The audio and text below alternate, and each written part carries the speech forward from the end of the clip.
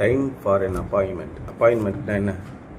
சந்திப்பதற்கு நேரம் குறிப்பது, குறித்த நேரம். Many believers have such a comfortable situation here on earth that they rarely think about going to heaven and meeting the Lord. நிறைய விசுவாசிகளுக்கு ஒரு கம்ஃபர்டபுளான ஒரு சூழ்நிலை இருக்கிறது இந்த பூமியில் இருக்கும்போதே. அவர்களுக்கு they rarely think about going to heaven and meeting the Lord. நேர பரலோகத்துக்கு சென்று கர்த்தரை சந்திப்பது குறித்த எண்ணமே அவர்களுக்கு வருவதில்லை. இந்த உலகத்திலே என்னென்னலாம் அனுபவிக்க முடியுமோ எல்லாத்தையும் அனுபவிப்பதிலும் இந்த உலகத்தில் இருக்கிற ஆசீர்வாதங்களை பெறுவதில் மட்டும்தான் அவருடைய நோக்கம். இந்த உலகத்தில் நமக்கு என்ன வேணும்? ஆண்டவரே, எனக்கு பல்லு வலிக்குது, சரியாகணும். ஆண்டவரே, நான் அழகாக இருக்கணும். ஆண்டவரே, என் முடியெல்லாம் வெள்ளையாக இருக்கக்கூடாது, கருப்பாக இருக்கணும். ஆண்டவரே, எனக்கு கண்மை நல்லா அழகாக வரணும். ஆண்டவரே, நான் நல்லா படிக்கணும். ஆண்டவரே, நல்லா பிரியாணி வேணும் எனக்கு. ஆண்டவரே, இன்றைக்கி எப்படியாவது சிக்கன் பிரியாணி கொடுங்க. ஆண்டவரே, இன்றைக்கி எப்படியாவது பஸ்ஸு நேரத்தில் கிடைக்கணும். இப்படியே அற்பமான காரியங்களை குறித்து ஜெபம் பண்ணிக்கிட்டே இருப்பாங்க. இதையும் ஜெபம் பண்ண தான் வேணும், இல்லைன்னு இல்லை. ஆனால் அவருடைய நோக்கம் முழுவதும் இப்படி தான் இருக்குது. அன்றாட தேவைகளை மட்டும் ஆண்டவரிடத்தில் போய் கேட்பது. இதை தான் நிறைய பேர் நினைக்கிறாங்க. நம்முடைய தேவைகளை ஆண்டவரிடத்தில் கேட்டு அதை ஆண்டவரிடத்திலிருந்து பெற்றுக்கொள்ள வேண்டும். இது மட்டும்தான் எல்லாருக்கும் தெரிந்த ஜெபம். இப்படி தான் நிறைய பிலீவர்ஸ் இருக்காங்க. They forget that they must one day stand at the judgment seat of Christ. ஆனால் ஒரு நாள் இயேசு கிறிஸ்துவின் நியாயாசனத்தின் முன்பாக நாம் நிற்க வேண்டும் என்பதை சுத்தமாக மறந்துடுறாங்க. அப்போ நம்முடைய வாழ்க்கை எப்படி இருக்க வேண்டும்? இன்றைக்கி ஒருத்தர் ஃபேஸ்புக்கில் போட்டிருக்காரு, சிஎஸ்சி ஃபேமிலி குரூப்பில், தேவனிடத்தில் விசுவாசம் உள்ள எவனாவது சர்ச்சை உடைக்கிறவன் மண்டையை உடைக்கிறானா? அவனை அடிக்க தயாராக இருக்கிறானா? உங்களது விசுவாசம் எங்கே போயிட்டுன்னு கேட்குறேன். அடிப்பவனை நம்ம அடிக்கிறது தான் உங்களுடைய விசுவாசமா? யோசனை பண்ணி பாருங்கள். எவ்வளவு தவறான சிந்தனையிலே இருக்கிறோம். இந்த உலகத்திலே உங்களுக்கு என்ன தேவையோ நீங்கள் வீரர்களாக இருக்க வேண்டும். ஏன்னா இஸ்ரவேலின் தேவன் வீரராக இருந்தாராம். சாம்சன், யுக்தா, பாராக் எல்லாரையும் படைத்தாராம். அதே மாதிரி நாமும் வீரம் உள்ளவர்களாக இருந்து படைகளை திருத்தி கொண்டு நம்முடைய எதிராளிகளை நாம் வெட்டி கொள்ளை செய்ய வேண்டும் என்பதுதான் வீரமுள்ள தேவனுடைய பிள்ளைகளாக இருக்கிறோம் என்பதுக்கு அடையாளம் சொல்கிறார். அது அடையாளம் கிடையாது. நீங்கள் ஒரு நாள் தேவனுடைய நியாயாசனத்தின் முன்பாக நிற்க வேண்டும். நீங்கள் என்ன செய்திருக்கிறீர்கள்? எத்தனை ஆத்துமாக்களை தேவனிடத்திலே வழி நடத்தியிருக்கிறீர்கள்? உங்களுடைய வாழ்க்கையை நீங்கள் எப்படி வாழ்ந்திருக்கிறீர்கள்? தேவனுக்கு பிரியமுள்ளவர்களாக வாழ்கிறீர்களா? இல்லை இந்த உலகத்திலே எல்லாரும் நினைக்கிறபடி போய்கிட்டே இருக்கிறீங்களா? எல்லாரும் என்னென்ன, நல்ல கோர்ஸ் படிக்கணும், நல்ல காசு சம்பாதிக்கணும், நல்ல சௌரியமாக இருக்கணும், நல்ல கார் வாங்கணும், நல்ல பங்களா வாங்கணும், பணத்திற்கு குறைவே இருக்கக்கூடாது. அந்த மாதிரியான ஒரு வாழ்க்கையை நீங்கள் வாழும். இதான் எல்லாருடைய நோக்கமும் இருக்கிறது. உங்களுடைய நோக்கம் என்ன? Many believers have such a comfortable situation here on earth that they rarely think about going to heaven and meeting the Lord. நிறைய கிறிஸ்தவர்கள் இப்படி தான், நாங்கள் ஆண்டவர் எங்களை ஆசீர்வதித்திருக்கார், அப்படி தான்.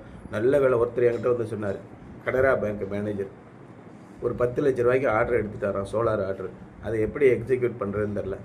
ஒரு நாள் நான் பேசிக்கணும், நீங்களும் சோலாராக பண்ணுறீங்க? ஆமாம் சோலார் பண்ணிக்கிட்டு இருக்கேன். பார்த்தீங்களா பிரதர், ஆண்டவருடைய மகிமையை உங்களை அழைச்சிட்டு வந்து என்கிட்ட விட்டுருக்காரு. அதில் வேலை 2 லட்ச ரூபா தான், 8 லட்ச ரூபா ப்ராடு. இந்த ப்ராடு பண்ணுறதுக்கு ஆண்டவர் என்னை கொண்டே அழைச்சி உங்கள்கிட்ட விட்டாரா? எப்படியெல்லாம் பேசுகிறாங்க பாரு. அந்த உலகத்திலே அப்படி தான் விசுவாசிகள் இருக்கிறாங்க. They forget that they must one day stand at the judgment seat of Christ. நான் அப்படியாப்பட்ட ஆள் கிடையாதுங்க. பணத்துக்காக வேலை செய்கிறவன் நான் கிடையாது. என்னுடைய பேஷன், என்னுடைய லிவிங் இதுதான் நான் பண்ணுவேன். இதில் அநியாயமான சம்பாத்தியம், கள்ளத்தராசு கர்த்தருக்கு அருவருப்பானது அப்படின்னு சொல்லிட்டேன் நான். அது மாதிரிலாம் நான் பண்ண மாட்டேன். எது ஃபேர் ப்ராக்டிஸோ அதான் பண்ண முடியும். It helps to hold us up and builds us up when we recall that Jesus is coming. அது என்ன சொல்கிறதுனா, இயேசு கிறிஸ்து திரும்ப வருகிறார் என்ற விசுவாசத்திற்குள்ளே உங்களை கொண்டு போகுது. இயேசு கிறிஸ்து வானத்திற்கு எடுத்துக்கொள்ளப்பட்ட போது அவர் என்ன சொன்னார்? தூதர்கள் சொன்னாங்க 3 பேர், என்ன வானத்தையே பார்த்துட்டு இருக்கீங்க, அவர் திரும்ப வருவார், ஞாபகம் வச்சுக்கோங்க அப்படின்னு சொல்லி சொன்னார். இந்த விசுவாசம் உங்களிடத்தில் இருக்கிறதா? இயேசு கிறிஸ்து திரும்ப வரும்போது நீங்கள் தகுதி உள்ளவர்களாக இருப்பீர்களா? எப்படி இருப்பீங்க? பாவமும் அக்கிரமும் இயேசு கிறிஸ்துவின் மீது விசுவாசம் இல்லாத ஒரு வாழ்க்கை வாழ்வீர்களா? இந்த விசுவாசம் இல்லாத வாழ்க்கை இருந்தால் நாம் எப்படி போவோம்? யோசனை பண்ணி பாருங்கள். இதெல்லாம் பேசுகிறதுக்கெலாம் ஈஸியாக இருக்கும். ஆனால் செயல்முறை நடை வாழ்க்கையில் வரும்போது ரொம்ப கஷ்டம். விசுவாசம் உள்ளவர்களாய் தேவனுக்கு முன்பாக ஆண்டவர் இந்த காலேஜில் எனக்கு சீட்டு கொடுப்பாருன்னு திட நம்பிக்கை உள்ளவர்களாய் உங்களால் இருக்க முடியுமா? அப்பா எங்கிட்ட போய் கஷ்டப்பட்டு வாங்கிட்டு வந்துடுவார். அப்படி வேணால் நீங்கள் நினைக்கலாமே ஒழிய ஆண்டவரிடத்தில் விசுவாசம் உங்களுக்கு இருக்குமா? நாம் திக்கு தெரியாத ஒரு இடத்துல இருக்கும்போது அங்கே தேவன் நமக்கு ரட்சிப்பை கொடுப்பது தான் மிகப்பெரிய சந்தோஷம். If you have never trusted him then your future is judgment. நீங்கள் இதுவரைக்கும் ஒரு நாள் கூட அவரிடத்தில் நம்பிக்கை இல்லாதவர்களாக இருந்திருந்தீர்கள் என்றால் உங்களுடைய எதிர்காலம் நியாய தீர்ப்பு தான். You needn't be ignorant for God's word gives you the truth. எனக்கு தெரியாது, நான் அறியாமையில் இருக்கிறேன், எனக்கு ஒன்றுமே தெரியாது அப்படின்னு இருக்க வேண்டியதில்லை. தேவனுடைய வசனம் எல்லாவற்றையும் சொல்கிறது. தேவனுடைய வசனம் இந்த வேதாகமும் உண்மையைத்தான் சொல்கிறது. You needn't be unprepared for today you can trust Christ and born again. நீங்கள் அதற்கு தயாராக இல்லாமல் இருக்க வேண்டிய அவசியம் இல்லை, ஆயத்தம் இல்லாதவர்களாக இருக்க வேண்டிய அவசியம் இல்லை. இன்றைக்கு தேவனுடைய வசனத்தை படியுங்கள், படித்து மறுபடியும் பிறவுங்கள். மறுபடியும் பிறக்கும்போது சாத்தான் நமக்கு எதிரியாக தான் வருவான். நீங்கள் மறுபடியும் பிறந்த உடனே அந்த குழந்தையை பட்சித்து போடும்படி அங்கே சாத்தான் இருந்ததுன்னு நம்ம வெளிப்படுத்துகிற விசேஷத்தில் படித்தோம்ல. நீங்கள் எப்பொழுதெல்லாம் தேவனுக்கென்று மறுபடியும் பிறக்கிறீர்களோ, தூய்மையான வாழ்க்கை வாழ வேண்டும், உண்மையாக நடக்க வேண்டும் என்று நினைக்கிறீர்களோ, நல்லவன் வாழ்வான் அப்படின்னு ஒரு தலைப்பு வச்சுருக்காங்க ரோட்டரி கிளப்பில். நல்லவன் எங்கே வாழ்வான்? ஆண்டவருக்கு முன்பாக உண்மையாக இருக்கிறவன் படாத பாடுபடுவான். இதான் உண்மை. நேற்று ஒருத்தர் எழுதியிருந்தார், பட்டியல் போட்டிருக்கார். பவுலிருந்து சீடர்கள் 12 பேரும் எவ்வளவு கொடூரமாக கொலை செய்யப்பட்டார்கள் என்று. இயேசு கிறிஸ்து இந்த உலகத்தை நியாயந்திருப்பார், சர்வ வல்லமை உள்ள தேவன் அப்படின்னு நான் விசுவாசிக்கிறேன். ஆனால் அவரை பின்பற்றின அத்தனை பேரும் மிக கொடூரமான மரணத்தை அடைந்தார்கள். இதான் இந்த உலகம். எதற்காக அப்படி மரணத்தை அடைந்தார்கள் யோசனை பண்ணி பாருங்கள். அவர்களை தேவன் காப்பாற்றவே இல்லையா? இயேசு கிறிஸ்து அவர்களை இந்த உலகத்திலே காப்பாற்றவே இல்லையா? அப்படியாப்பட்ட இயேசு கிறிஸ்துவை எதற்காக நாம் பின்பற்ற வேண்டும்? ஒருவனை பின்பற்றி அவன் நம்மிடம் நல்லா வாழ வைத்தான் என்றால் அவனை பின்பற்றுவதில் நியாயம் இருக்குது. ஆனால் நீங்கள் தேவனை பின்பற்றியும் இயேசு கிறிஸ்துவின் நல்ல போதனைகளை பின்பற்றியும் நீங்கள் நீதிமானாக நல்லவனாக இந்த உலகத்திலே வாழ்ந்து ரட்சிக்கப்பட்டு மறுபடியும் பிறந்திருந்தும் நீங்கள் வங்கொலையாக கொல்லப்படுகிறீர்கள் என்றால் எதற்காக இயேசு கிறிஸ்துவை பின்பற்ற வேண்டும்? யோசனை பண்ணி பாருங்கள். Why should you live for the cheap, sinful experiences of the world when you can enjoy the riches of salvation in Christ? இயேசு கிறிஸ்துவிலே கிடைக்கும் ரட்சிப்பின் மீட்பின் வளங்களை உங்களால் அனுபவிக்க முடியும் போது எதற்காக இந்த பாவமுள்ள அனுபவத்தை நீங்கள் இந்த பாவமுள்ள உலக வாழ்க்கையிலே வாழ வேண்டும்? இந்த உலக வாழ்க்கை தான் மிகவும் இன்பமானது. நம்ம எப்படி வேணால் போகலாம், எப்படி வேணால் ஆடம்பரமாக இருக்கலாம், என்னென்ன மகிழ்ச்சியான காரியங்களுக்கு எல்லாத்தையும் இந்த உலகத்தில் செய்யலாம். அதுதான் இன்பமானது. எதற்கு அதை நாம் தியாகம் செய்ய வேண்டும்? இன்றைக்கி அதான் உலகம் முழுவதும் இளைஞர்கள் என்ன செய்கிறாங்க? ஆணும் பெண்ணும் 50 வயசு 60 வயசானாலும் தேவனுக்கு விரோதமான அசுத்தமான காரியங்களை, ஆவலோடே அசுத்தமான காரியங்களை செய்யும்படி தங்களை ஒப்புவித்திருக்கிறார்கள்னு பைபிளில் போட்டிருக்கு.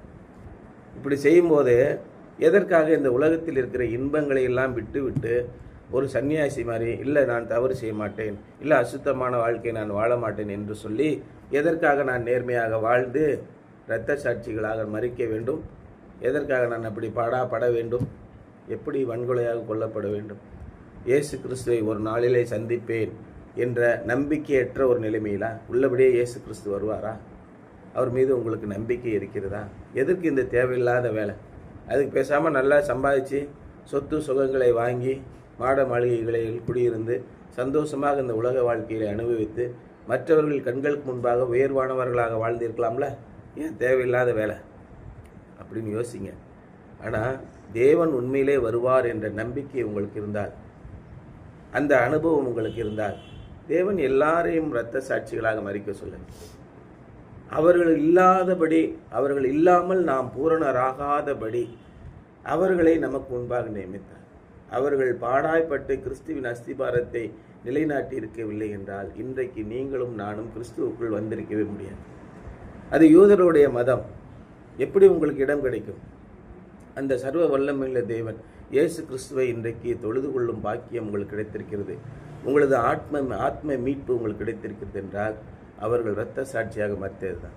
எத்தனையோ மிஷினரிகள், அந்த 12 பேருக்கு பின்பாக பல ஆயிரம் மிஷினரிகள் இரத்த சாட்சிகளாக மறித்திருக்கிறார். சமீபத்தில் கூட நம்ம இவங்க கொளுத்தி கொண்டாங்கல்ல, எவ்வளோ கொடூரமான காரியங்களை செய்தார். அவர்கள் எதற்காக மறித்தார்கள் என்றால் அவர்கள் அதான் இயேசு சொன்னார், கோதுமை மணியானது நிலத்திலே விழுந்து செத்தால் ஒழிய அது பலன் தர. ஒரு கோதுமை இருக்குது, அந்த கோதுமையை போய் இல்லை நெல் இருக்குது, நெல்லை தூக்கி பூமியில் போடுறீங்க, தண்ணி ஊற்றுறீங்க, அது முளைச்சிருச்சுன்னா என்ன ஆகும்? அந்த கோதுமை மணியை திரும்ப எடுக்க முடியுமா? அது செத்து போச்சு. புதிய உயிர் வந்து விட்டது. அந்த புதிய உயிர் வந்ததினாலே 60 100 மணிகளை பெறலாம். ஒரே ஒரு நெல் விதையில் 250 நெல் விளைதுன்னு 350 நெல் மணிகள் கிடைக்கும். அது செத்தாதான் கிடைக்கும். சாகாமல் இருந்தால் எப்படி கிடைக்கும்? அப்போ இயேசு கிறிஸ்துக்காக நீங்கள் என்ன விதமான பலனை கொடுக்கவிருக்கிறீர்கள்? இதான் இன்றைய சிந்தனை. If you are not saved, இன்றைக்கு நீங்கள் ரட்சிக்கப்படவில்லை என்றால், then you have an appointment with judgment. Yesu கிறிஸ்துவை விசுவாசி, அப்பொழுது நீயும் உன் வீட்டாரும் ரட்சிக்கப்படுவீர்கள். இயேசு கிறிஸ்துவின் மேல் திட விசுவாசம் உள்ளவர்களாக இருந்தால் உங்களுக்கு ரட்சிப்பு. அப்படி நீங்கள் ரட்சிக்கப்படவில்லை என்றால் உங்களுக்கு நியாய தீர்ப்பு காத்திருக்கிறது. And it may come sooner than you expect. நீங்கள் எதிர்பார்ப்பதை விட மிக விரைவிலே அந்த நியாய தீர்ப்பு நாள் வந்துவிடலாம். For it is an appointment appointed unto men once to die, but after this the judgment. ஒரு முறை மரிப்பதும் பின்பு நியாய தீர்ப்பு அடைவதும் மனிதருக்கு நியமித்திருக்கிறது. அதான் முக்கியமான விஷயம். Why not make an appointment to Christ, meet him personally and trust him to save you? இன்றைக்கு நீங்கள் ஏன் இயேசு கிறிஸ்துவை சந்திக்கக்கூடாது? ஆண்டவரே, நான் உம்மை பற்றிக்கொள்கிறேன். நான் செய்கிற எல்லா காரியங்களிலும் உம்முடைய கிருபை இருக்கட்டும். உமக்கு நான் சாட்சியானவனாக அநேக ஆத்மாக்களை உம்மிடத்தில் வரவழைப்பவனாக இருக்க வேண்டும் என்று நீங்கள் ஆண்டவரத்திலே ஜெபியுங்க. உங்களுடைய சின்ன பிள்ளை அவங்களுடைய வாழ்க்கையிலிருந்து நீங்கள் ஆண்டவரை பற்றி கொள்ளுங்கள். உங்களுக்கு அப்பொழுது அனுபவம் கிடைக்கும். ஆண்டவரே, இந்த பிரச்சனை இவ்வளோ பிரச்சனை இருந்தது, ஆண்டவர் தான் என்னை காத்தார் என்ற அனுபவம் உங்களுக்கு இருக்கும்போது அந்த அனுபவத்தை நீங்கள் மற்றவரோடு பகிர்ந்து கொள்வீர்கள். மற்றவர்களுக்கும் ஆசீர்வாதமாக இருப்பீர்கள். God declares, ரோமர் 10:13 என்ன சொல்லுதுன்னா, For whosoever shall call upon the name of the Lord shall be saved. கர்த்தருடைய நாமத்தினாலே கூப்பிடுகிறவர் அழைக்கிறவர் எவனாக இருந்தாலும் அவன் ரட்சிக்கப்படுவான். அதான் போட்டிருக்கு இன்னைக்கு action assignment. If this message applies to you, trust Christ now. இந்த செய்தி உங்களுக்கு பொருந்தமாக இருந்தால் 10:13 என்ன போட்டிருக்குமா, நீங்கள் இன்றி கர்த்தருடைய நாமத்தை தொழுதுகிற எவனும் ரட்சிக்கப்படுவான். இயேசு கிறிஸ்துவை நோக்கி கூப்பிடுகிற யாரும் காப்பாற்றப்படுவார்கள். ரட்சிக்கப்படுவார்னா காப்பாற்றப்படுவார். உங்களுடைய பாவ வழிகளிலிருந்து விடுதலை கிடைக்கும். விடுதலை பெற்றவன் சுதந்திரமாய் இருக்கிறான், யாருக்கும் அடிமை இல்லாதவனாக இருக்கிறான். அப்பொழுது தேவனுடைய காரியம் அவனிலே விடும். If this message applies to you, trust Christ now. If you know Christ as your savior and Lord, commit all at most of these scriptures to memory and share them with an unsaved friend. இந்த வார்த்தைகளை எல்லாம் நீங்கள் மனப்பாடம் செய்து யாருக்கெல்லாம் தேவையோ அவர்கள் வேதத்தில் இந்த வசனம் போட்டிருக்கிறது என்று சொல்லுங்கள். அது நமக்கு கூச்சமாக இருக்கும். நம்ம யார்கிட்டையும் ஆண்டவருடைய வசனத்தை பற்றி சொல்ல மாட்டோம். எதுக்குங்க, அவங்க மதத்தை அவங்க பார்த்துட்டு போகிறாங்க, நம்ம எதுக்கு போய் தேவையில்லாமல் அவங்ககிட்ட பேசிக்கிட்டு, இப்படி தான் நீங்கள் நினைப்பீங்க. ஆனால் அவர்கள் ஆபத்தில் இருக்கும்போது, நேற்று அவனுக்கு உடம்பு சரியில்லை, டக்குன்னு வந்து ஜெபம் பண்ண கையை வச்சு, உடனே அடுத்த 10 செகண்டில் சரியாயிடும். எந்த பாதிப்புமே இல்லை. ஆனால் ஜெபம் பண்ண சொன்ன, கையை வச்சு ஜெபம் பண்ண முடியாது, கையை வச்சு ஜெபம் பண்ண தோள்பேட்டையில், ஆண்டவரே சரியாகட்டும். 10 செகண்ட் அம்மாட்ட உட்காந்து பேசிட்டு வரோம். கவனிச்சிங்களா நீங்கள் கூட இருந்து? எப்படி 10 செகண்டில் நடக்குது? எவ்வளோ நேரம் பெரிய உபத்திரவத்துக்குள்ளே ஆளாயிருக்கணும். தேவனுடைய வல்லமை உங்களிடத்தில் இந்த வெளிப்படும். உங்களுடைய நண்பர்களுக்கு நீங்கள் சொல்லுங்கள், ஆண்டவரை பின்பற்றுங்கள், நிச்சயமாக அவர் உங்களுக்கு உதவி செய்வார். சரியா? இதான் இன்றைய சிந்தனை. என்னன்னா, டைம் ஃபார் அன் அப்பாயின்மெண்ட். இன்றே நீங்கள் இயேசு கிறிஸ்துவை சந்திக்க தயாராக இருங்கள். அதான் சிந்தனை. இயேசு கிறிஸ்துவை போய் கேளு, முழம்பாளங்கள் போடுங்க. உங்களுக்கு என்ன தேவை இன்னைக்கு? நீ ஜெபித்து பெற்றால் ஒழிய உனக்கு அனுபவம் கிடைக்காது. விசுவாசம்தான் அனுபவத்தை உண்டாக்குகிறது என்பதுதான் என்னுடைய சிந்தனை. சரியா?